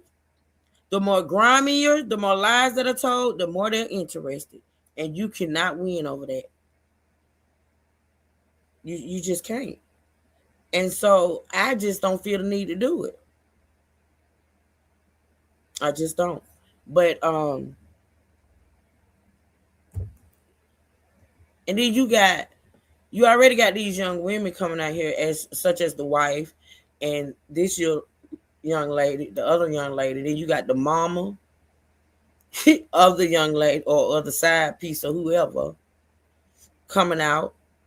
Miss Gloria was another one. My Miss Gloria was another one. Yep, she was another one that encouraged me. I had several people that was day ones here on my channel, on my channels, that played a big part in me and Flexi walking away from the drama. It just wasn't worth it. It was not. But yeah, and then you got, like I said, the mama of the side chick coming out, and then you going after a while gonna have the nieces, nephews, and the dogs and the cats. Everybody want to come out on social media and be acknowledged and be known and put their 2 cents in. Child, if I was a mama, I'd be encouraged my baby not to bring none of this shit to social media. Like, for real. Anywho, let's listen. So I guess this lady is talking about the alleged side chick. Her mama contacted her. So let's see what this is about. Moving forward in our relationship. All right, y'all, I have another update about the Pastor McDavid situation. I got a DM from the alleged side chick's mother. Now, the mother is alleging that her daughter is not a side chick. This woman has helped this man build up his ministry. He cheated on this girl and left her for dead, basically. And she's saying that everybody wants to blame her daughter, but her daughter has receipts. And her daughter is just crying and tore up about the situation because her character has been misrepresented. And the mom is just overall not happy about any of these things. So the secretary says, "Thank you for what you have said. The alleged side chick is my child. She has not been with him in over 1.5 years. He got with his wife weeks after him and my daughter broke up. My child is an amazing young woman who was manipulated by an alleged servant of God, but yet folks saying she's a side chick. She was his woman for 3 years, helped him in his ministry, and was cheated on and left. She hasn't had inappropriate dealings with him. Folks want to blame others, but this nigga ain't said sorry by name to the other women he said sorry in church. Now my daughter crying and no one cares. She has receipts as well, but why would she need to post them about a man she ain't dated in 1.5 years? I appreciate your truth." So wait a minute. I am thoroughly confused, Keep It Cute. This sounds like the girl we just saw, who we thought was this other situation. I'm confused, y'all. I think Keep It Cute may be working. But I'm going to keep listening so I become unconfused. Well, version. I'm just a mom who loves her child, and he definitely needs his ass whooped. His wife knew about the secretary's daughter before she married him. My child is not the secretary's daughter, shaking my head. She dated him. Oh, okay. There you go. There you go. All you got to do is shut up, Truth, and keep listening. So this is not from the secretary, which her daughter is saying to be the side chick. This is from this young lady's mama, the young lady who we just listened to. Okay, great. There we go. In a messy post, and the wife has, I'm just a mom who loves her child, and he definitely needs his ass whooped. His wife knew about the secretary's daughter before she married him. My child is not the secretary's daughter, shaking my head. She dated him, and someone tagged her in a messy post, and the wife has already said that my daughter is not a side chick, but now the wife is getting views and likes, and my child ain't did nothing but love a man who didn't love himself. I would have sent the baby to Jesus or Jesus Academy. I'm the doctor letting me know that I am having a little girl. Most people would be excited to know the sex of their baby. I'll see you later. Tyler took to her Facebook and she said, "This is exactly why people hesitate to speak up about what's happening to them. Instead of support or accountability, they're met with blame and talked down to. I'm honestly..." Well, Tyler, you know, this is the thing. Okay, so you say this is exactly why people hesitate to speak up about what has happened to them. Some things, everything is not for social media. You people claim that y'all come to social media for healing, for accountability, for people to sympathize. That you're not going to get it from social media. Do you people have real lives? Do you have real support? Do you have real people in real life that you can vent to, talk to, cry on their shoulders, and things of that nature, and get validation from them? Why in this society that we live in today, so many people feel the need to be validated from social media or through social media? Social media don't give a damn. Social media just want to be able to click on social media and entertain some drama and some beef. They love it. And y'all come out here and give it to them. But in real life, you're crumbling. You're questioning your baby, whether or not you're going to be able to love your baby and whether or not you want to abort the baby. Social media ain't going to comfort you in that and give you no good. Listen. Stop it. You bring your shit to social media and then you get ridiculed and then you cry about it. Stop it. Speechless. Now, beyond the individuals involved, this situation has sparked a broader conversation about accountability in church leadership, the challenge of maintaining private relationships in public ministry, and how quickly social media can shape and sometimes distort narratives. It's a reminder that personal matters can rapidly become public debates, especially when faith and leadership are involved. You have to be really delicate with how you handle people's hearts, and honestly, from the outside looking in, it looks like Pastor has been juggling these women more than the clowns at the Ringling Brother and the Barnum and Bailey circus. What I need to do is hear from you. What do you think about everything going on in this situation? Leave a comment, and you know how we do. We'll talk about it down below. All right, let me stop this so I can upgrade my playlist so I can get to this one that claims it's the third woman has spoken. Let me do this. Y'all, this is crazy. This is weird. Hold on 1 minute. I just want to lay with you. Hold on, y'all.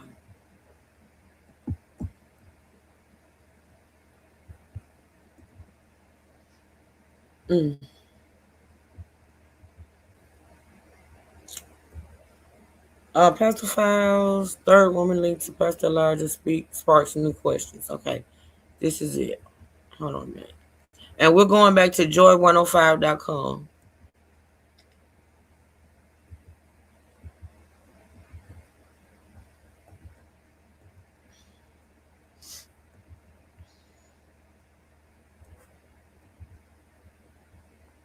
Y'all make sure y'all go out and check out joy105.com and also check out our Chronicle Speaks. I share both of their videos, both of their channels out on my community wall. Okay, you good. Keep it cute. I figured you got distracted. I figured that. All right, y'all. Let's see what's up with this one.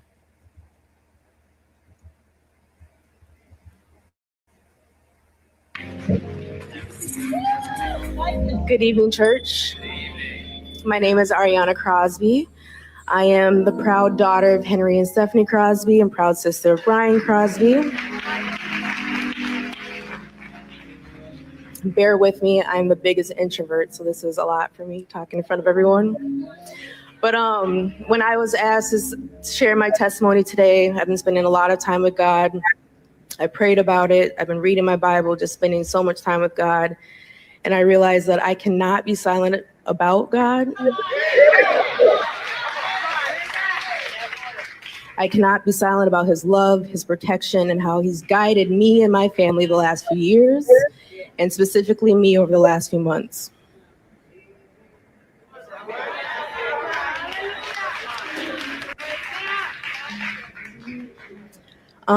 So this past August, I'm an avid softball player. I've been playing it all my life. I had an injury. I tore my Achilles tendon, my right one.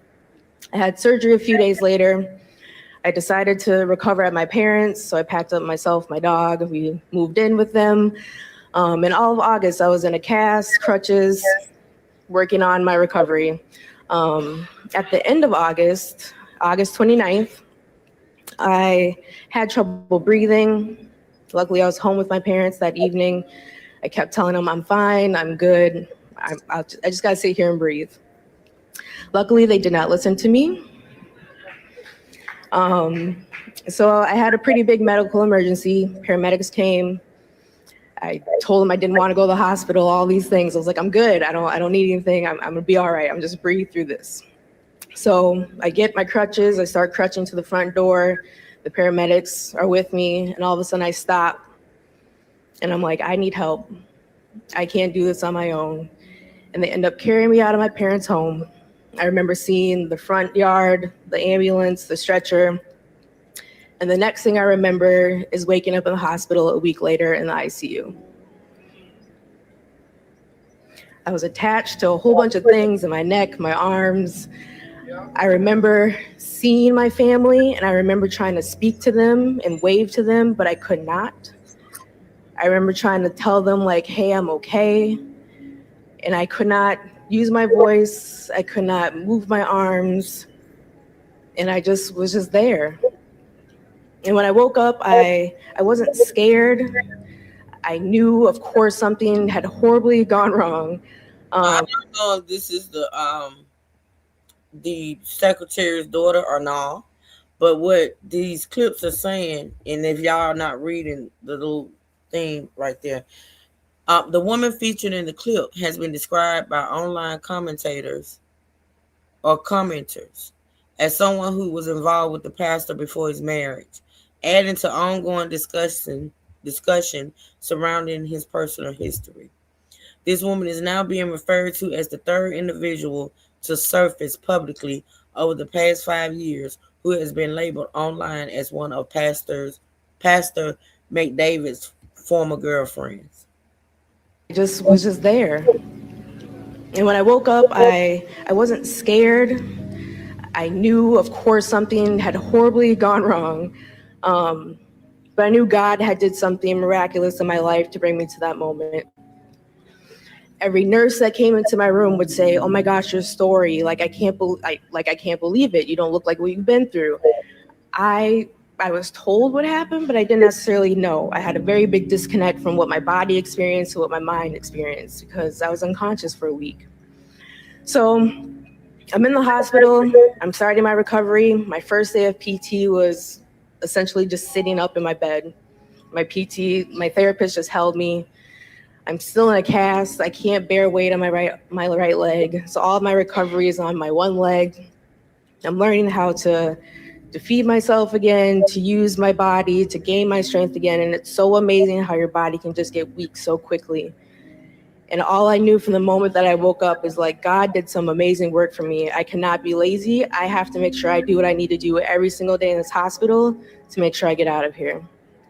And honestly, that's what I did with my family by my side. I worked really hard. I was supposed to go to a rehab facility after the fact. But I worked hard enough and I was strong enough that I was discharged to go immediately home.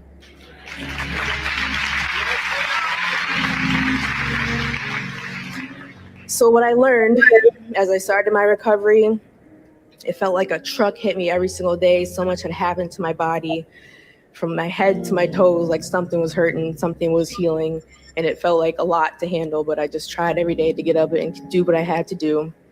So about a month in, I finally decided to look at my MyChart. They document everything. So I looked at my MyChart. I saw the hospital and the emergency room. I didn't stop breathing until I reached the emergency room. And my heart didn't stop until I reached the emergency room. So I was able to get immediate care. I was given CPR by the Lucas machine. So that's a machine that does the CPR for the doctors. So when I'm going through my MyChart, I see Lucas machine start, Lucas machine stop, check pulse, give meds, and it repeated itself over and over again for 2 hours. So I knew when I read that, I just broke down in tears because I was like, that wasn't me. That was God that saved me in that room.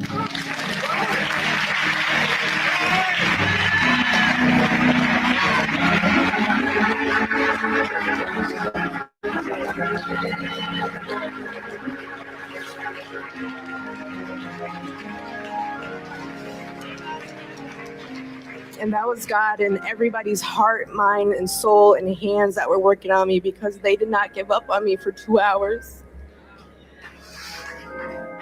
And when they decided to move to other efforts to try to save me, and after I got stabilized, they did other things. They put me on what's called an ECMO machine. When they initially put it in, they hit an artery and I started bleeding into my leg and my back.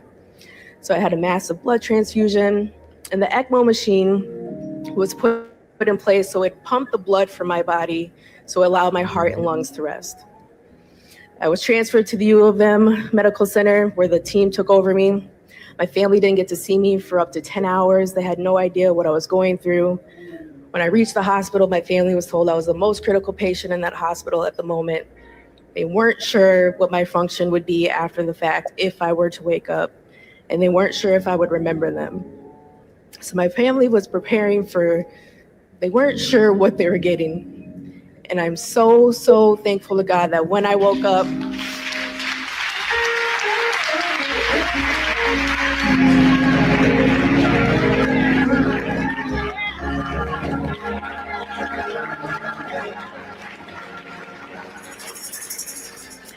I saw the faces of my beautiful family. I knew everything.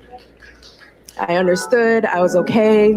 And God protected me through every single moment. He aligned every single thing for me in the right place at the right time to have everything that I needed. He protected me. He guided every single moment of that incident for me.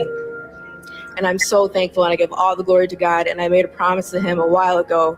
My life is his. Whatever he wants me to do, I will say yes.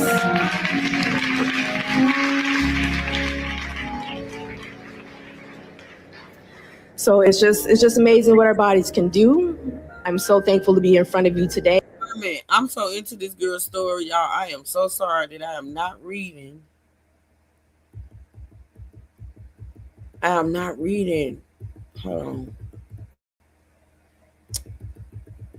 I was into this testimony. I'm sorry.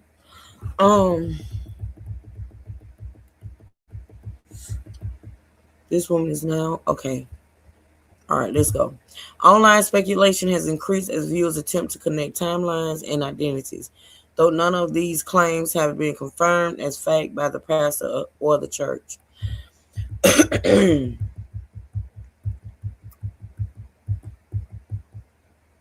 The video itself reportedly originated from a testimony the woman shared during a church service. It was recently reposted online and then removed after church leadership allegedly contacted the individual who shared it.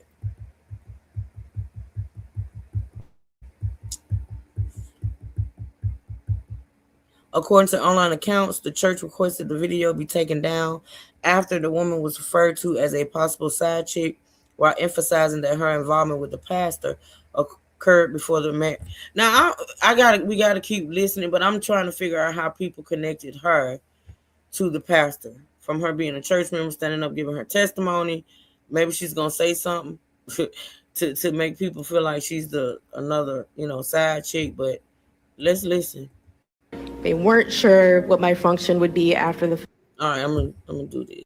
It's because we've already heard that part. Let's see.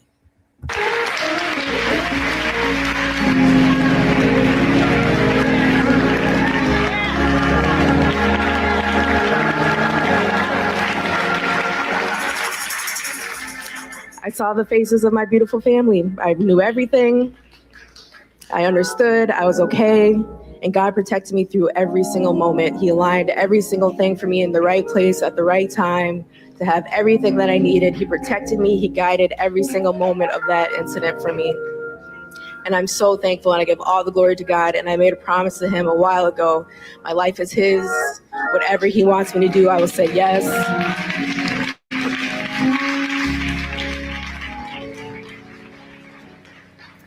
So it's just amazing what our bodies can do. I'm so thankful to be in front of you today and healing and coming back to my full self. And I want to thank everyone here that knew about the situation, prayed for me and my family, and continue to pray for us. Because I got to celebrate holidays and birthdays, and I get to celebrate my birthday next week. I get to be here to do that.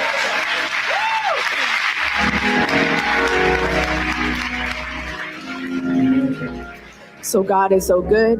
I told myself I would not be silent. So thank you for listening. And God bless you all in the new year. And let's spread love and kindness and treat one another well. Love each other. And thank you. Happy New Year. Early confused again.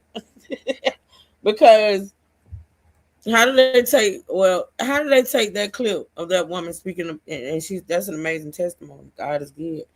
And place her with the pastor, unless I don't know. I want to know who this woman is that he left the woman for. I want to know who the woman is that he was with when he filed them divorce papers. Hey, Miss Lynn, good to see you. That's who I want to know, and I don't know if that's her or not, but I'm gonna keep following this, y'all. Just know I'm gonna keep following it. Both phones going on, Lord Jesus. Hold on.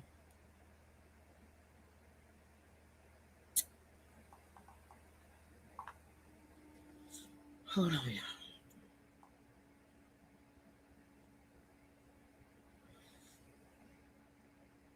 on, y'all. Yeah. Bushes. Y'all, I got the personal phone going off and the business. And the business phone. So yeah, I'm gonna keep following this and see if anything else comes out. Because as much as I say people shouldn't come out here and put their personal stuff out, they do it. I can't change it. I ain't gonna do it, but I can't change. You're welcome. I ain't gonna change what others are doing. And I am a social media, content creator. So hey, I'm here for it. Anywho, I appreciate you all for joining me today. I do. I appreciate it.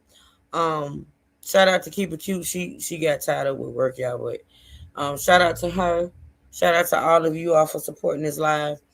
Unless I get something new on this particular story, tomorrow we'll be back with another pulpit bandit.